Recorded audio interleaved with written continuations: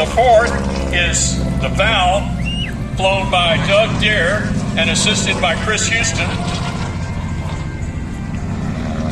Then we have Daniel Rathbun and Parker Rathbun, father and son. And finally, we have Steve Swift.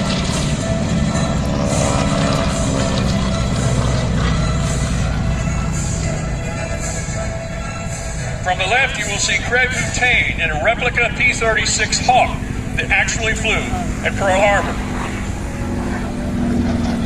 Craig is a senior. He actually started in the pyro field for Tora, and later decided, after he got his pilot's license, that he wanted to be a Tora pilot, and he is.